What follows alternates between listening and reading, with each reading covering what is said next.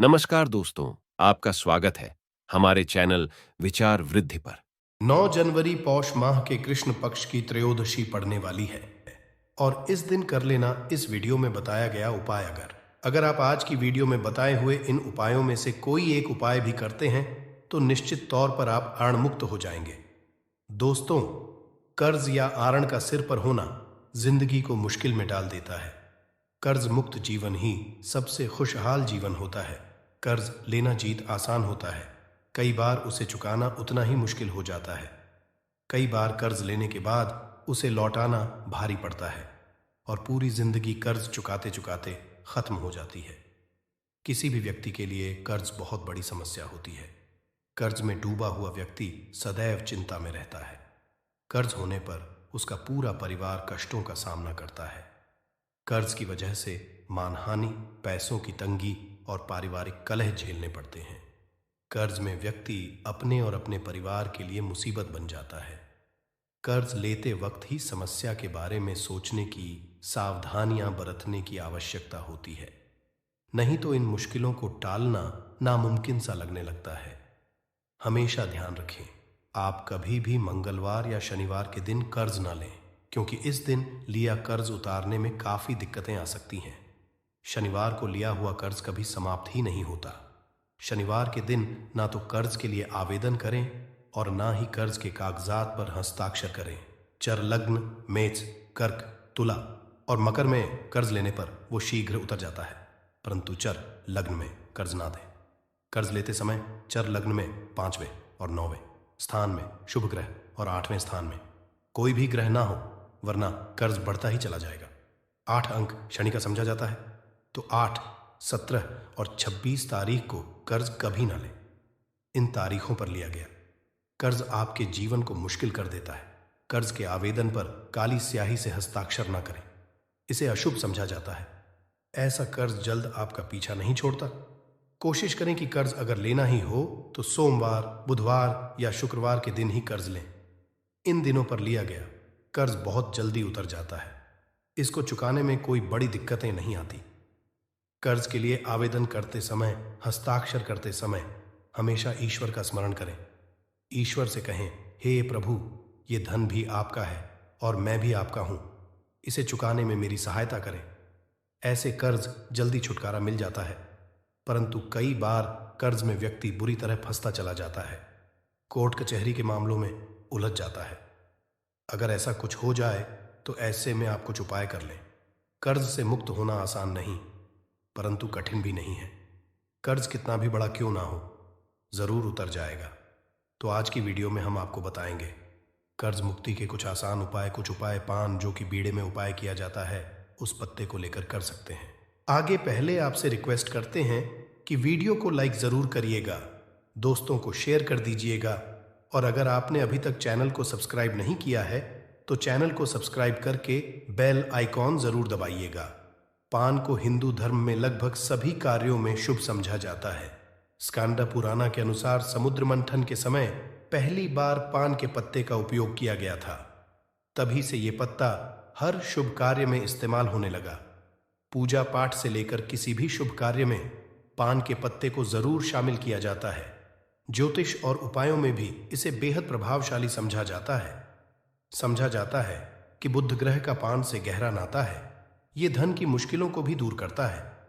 अगर आप कर्ज में बुरी तरह डूब चुके हैं, लगता है कि निकलने का कोई रास्ता नजर नहीं आ रहा, हर कोशिश करने के बाद भी कर्ज उतारने में सफलता नहीं मिल रही है, तब पान के पत्ते का यह उपाय आपके जीवन की मुश्किलों को दूर कर देगा। उपाय करने के लिए एक साबुत, यानी जो कटा फटा हुआ ना हो, ऐसा साफ सुथरा पत्ता लें। पत्ते का डंठल दें, हरे रंग का ताजा पत्ता आपको लेना है। उस पर 2 लौंग और 1 इलायची रखें। अब इस पत्ते को मोड़कर पान का बीड़ा बना लें और मंगलवार की शाम के समय स्नान आदि करके स्वच्छ वस्त्र धारण कर हनुमान जी के मंदिर में जाएं और उन्हें ये पान का बीड़ा अर्पित कर दें। 3 महीने तक लगातार हर मंगलवार को ये उपाय करें। किसी मंगलवार को अगर आप खुद नहीं जा पाते हैं तो आपके बदले में कोई और भी इसे कर सकता है। इस दिन तामसिक का सेवन न करें, सात्विकता बनाए रखें। जल्द ही कर्ज चुकाने के रास्ते बनते नजर आएंगे। आसानी से आप आरण मुक्त हो जाएंगे। याद रखें, हनुमान जी की शरण में जो आ गया, हनुमान जी उसका बेड़ा पार लगा देते हैं, आपकी सारी मुश्किलों को खत्म कर देते हैं। अब एक दूसरा उपाय। कई बार ऐसी परिस्थितियां आ जाती हैं कि कर्ज लेने के बाद मुश्किलें बढ़ जाती है, आमदनी और किश्तों का मेल नहीं बैठ पाता, ना पर्याप्त धन आता है, ना कार्यों में आने वाली रुकावटें कम होती हैं। जब आता है तब कई बार अपने 4 साथियों को साथ लेकर आता है। नौकरी व्यवसाय में उसी वक्त दिक्कतें आनी शुरू हो जाती है, पैसे कहीं फंस जाते हैं, शुभ कार्यों में अड़चने आती है, सगे संबंधी मुंह फेर लेते हैं, लगता है कि आप चारों ओर से घिर चुके हैं। तब ऐसे में एक छोटा सा उपाय जरूर करके देखिए। इस उपाय के लिए भी आपको एक पान का पत्ता लेना है, साबुत ताजा हरे रंग का। पान का पत्ता लीजिए, डंठल हटा, इस पत्ते के चिकने साइड को नीचे कर दे और खुरदरे साइड को ऊपर करें। उस रूखे साइड पर 2 लौंग रखें। अब सावधानी से दोनों हाथों में इस पान के पत्ते को उठाकर बहते हुए पानी में प्रवाहित कर दें।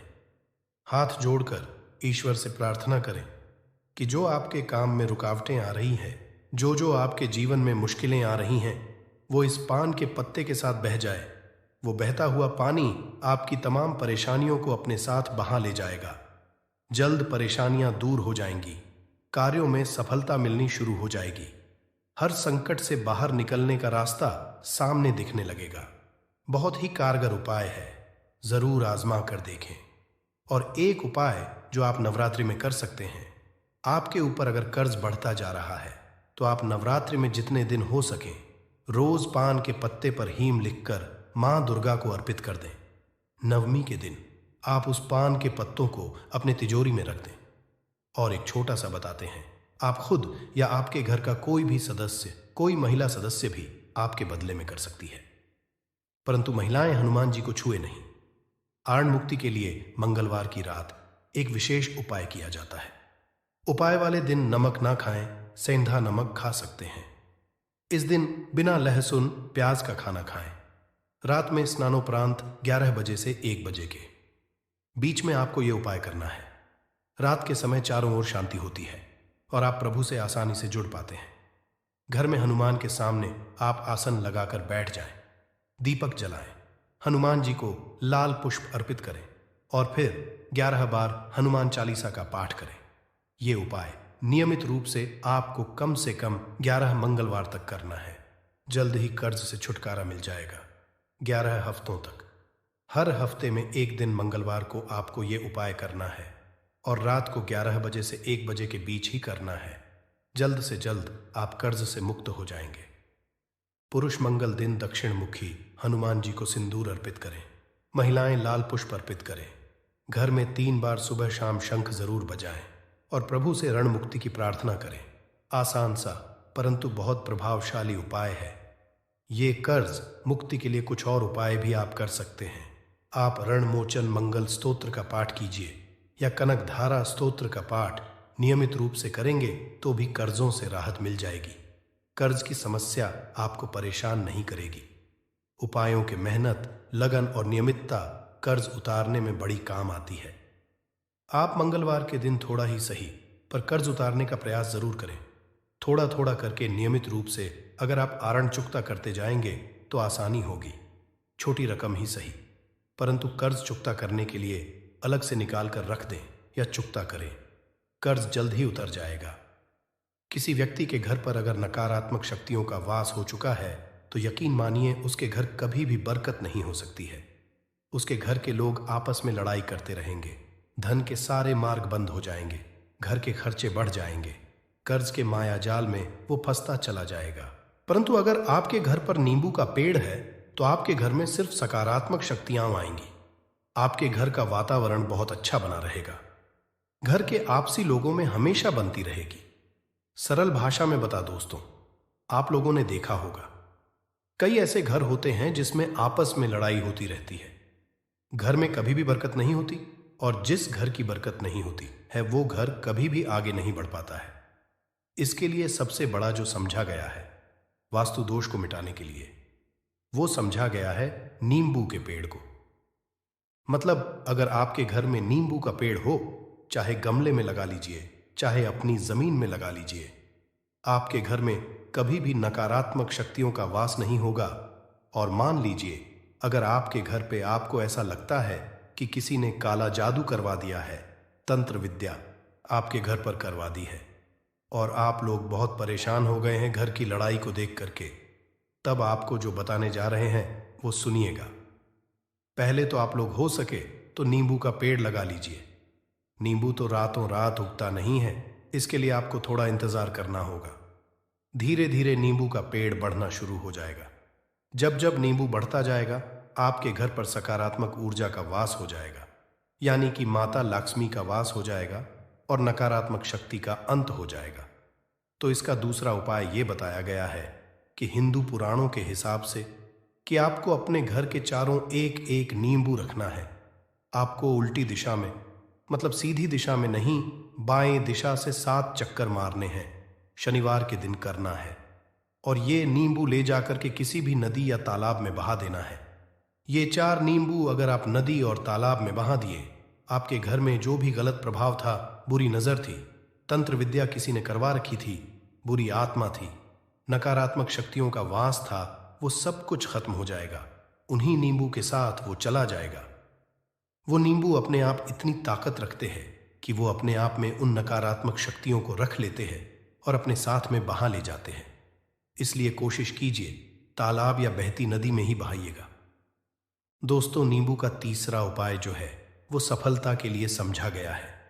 मतलब आप लोग अगर नौकरी की तैयारी कर रहे हैं या नौकरी कर रहे हैं, आपको प्रमोशन नहीं मिल रहा है, आप लोग कर्ज के मायाजाल में फंसे हुए हैं, तो अब आपको एक एक चीज करके हम बहुत आराम से समझाने जा रहे हैं, तो बहुत ध्यान से सुनिएगा। परंतु अभी तक आपने वीडियो को लाइक नहीं किया है तो वीडियो को तुरंत लाइक कर दीजिएगा।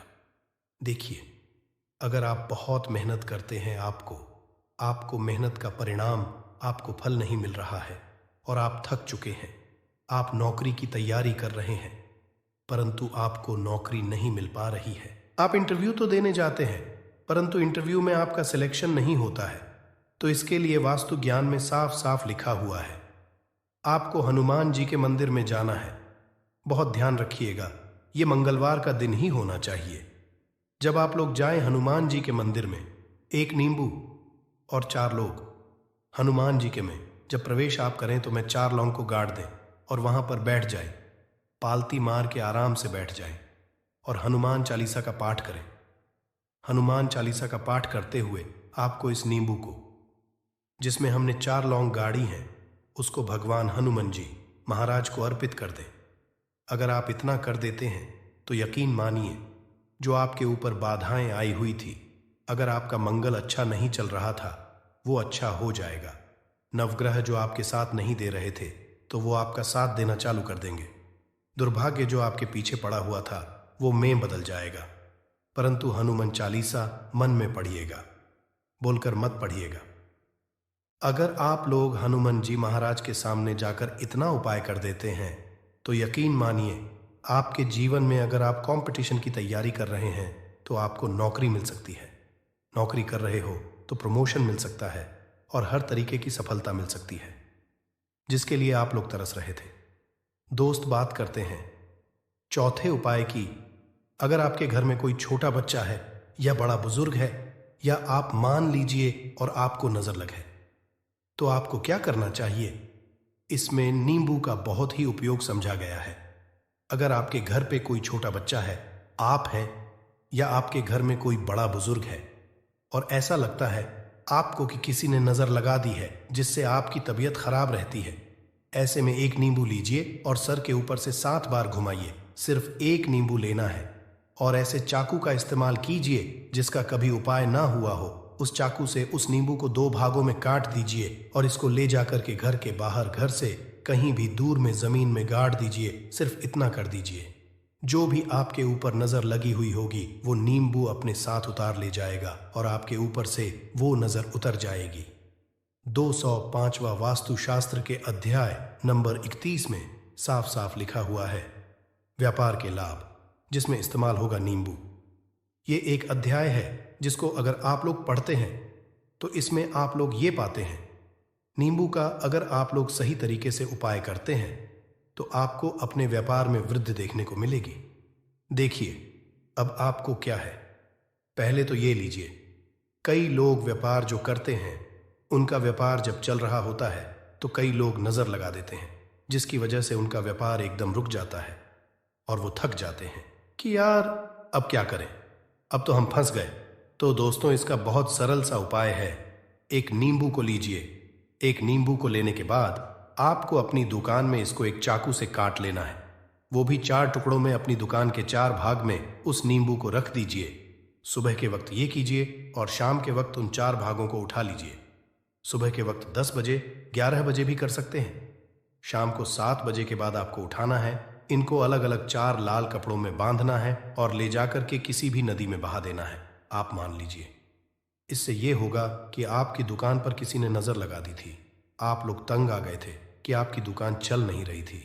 और अगर आप इतना उपाय कर लेते हैं नींबू के साथ, तो यकीन मानिए वो जो नज़र लगी हुई थी, वो जो नकारात्मक शक्तियाँ आपके पीछे पड़ गई थी, वो कोसों दूर हो जाएंगी। इतना उपाय करने के बाद आपकी दुकान से हट जाती है और आपका व्यापार घोड़े की तरह दौड़ने लग जाता है। ये वास्तु ज्ञान में भी लिखा हुआ है, वास्तुशास्त्र की किताबों में भी साफ साफ लिखा हुआ है। दोस्त, अब आपको छठे नंबर की बात बताने जा रहे हैं, मतलब भाग्य को चमकाने का उपाय। मान लीजिए आपका भाग्य आपका साथ नहीं दे रहा है, आप लोग थक चुके हैं। भाग्य का साथ ना मिलने की वजह से आप लोग बहुत मेहनत करते हैं, परंतु आप लोग थक चुके हैं। मेहनत करके आपको परिणाम ठीक से नहीं मिल पा रहा है। तो यकीन मान लीजिए दोस्तों, किसी न किसी ने आपके ऊपर टोटका करवा रखा है। आप नौकरी की तैयारी कर करके थक चुके हैं और आपको नौकरी नहीं मिल पा रही है। और इसी तरीके की बातें हो रही हैं कि आप लोग बहुत परेशान हो गए हैं, शादी नहीं हो रही है और व्यापार नहीं चल रहा है। तो इसके लिए बहुत आसान आपको जो हम उपाय या तरीका बताने जा रहे हैं, वो ध्यान से सुनिएगा। देखिए, ऐसा है कि आप लोग अगर नौकरी कर रहे हैं और आपका सिलेक्शन नहीं हो पा रहा है और व्यापार में वृद्धि नहीं हो पा रही है और घर आपका बन नहीं पा रहा है और आप लोगों को नकारात्मक शक्तियों का प्रभाव दिख रहा है, आपके अंदर का वास होता चला जा रहा है, तो सिर्फ आपको ये करना है कि एक नींबू लेना है, उसको गंगा जल से अच्छी तरीके से धो लेना है। आप लोगों को करना ये है कि इस नींबू को धोने के बाद आपको 108 बार इस मंत्र का जाप करना है। ये मंत्र है ओम श्री हनुमताई नमः। अगर इस मंत्र का आप लोग 108 बार जाप कर लेते हैं और इसमें आप लोग 4 लौंग गाड़ देते हैं, तो मान लीजिए आप नौकरी की तैयारी के लिए जा रहे हैं, इंटरव्यू के लिए जा रहे हैं। इस नींबू को अपने बैग में रख लीजिए, अपने पर्स में रख लीजिए या फिर अपनी जेब में रख लीजिए। आप लोग कोई पेपर देने जा रहे हैं तो ऐसे में पेपर के ये सब अंदर ले जाने नहीं देते हैं, तो अपने बैग में रख करके ले जाइए। यकीन मानिए, जो दुर्भाग्य आपके पीछे पड़ा हुआ था वो आपके भाग्य के रूप में बदल जाएगा। अगर आप नौकरी के लिए, इंटरव्यू के लिए जा रहे हैं तो आपका वहां सिलेक्शन होना चाहिए। हिंदू पुराणों में साफ साफ लिखा हुआ है, इस प्रक्रिया में आपका 3 से 4 रुपए का खर्चा है, परंतु यकीन मानिए इस प्रक्रिया को करने के बाद आपका जीवन संभल सकता है। ओम श्री हनुमते नमः एक ऐसा जाप है जिससे मान लीजिए अगर आपका मंगल कमजोर था तो वो मंगल तुरंत मजबूत होता जाएगा, परंतु इसका आपको 108 बार जाप करना होगा, क्योंकि हनुमान जी महाराज को 108 नंबर बहुत ज्यादा पसंद है। 108 कोई भी क्रिया आप हनुमान जी के लिए करते हैं तो वो ही होता है। और ये क्रिया आप लोग नौकरी के सिलेक्शन के वक्त करते हैं, इंटरव्यू के वक्त करते हैं, अपने कंपटीशन के वक्त करते हैं, तो आपको सफलता मिलना तय समझा जाता है। दोस्तों, 7वां उपाय है रोगी से मुक्ति हेतु। ये अध्याय आपको वास्तु ज्ञान के 41 नंबर पेज पर मिल जाएगा। मतलब मान लीजिए आज के लिए बस इतना ही दोस्तों। अगर आपको ये वीडियो पसंद आया है तो वीडियो को लाइक करिएगा, दोस्तों को शेयर ज़रूर करिएगा और सब्सक्राइब करके बेल आइकॉन ज़रूर दबाइएगा, ताकि आने वाला नॉलेजेबल वीडियो आपको सबसे पहले मिले। दोस्तों, मिलते हैं अगले वीडियो में, तब तक के लिए good bye and thanks for watching my video.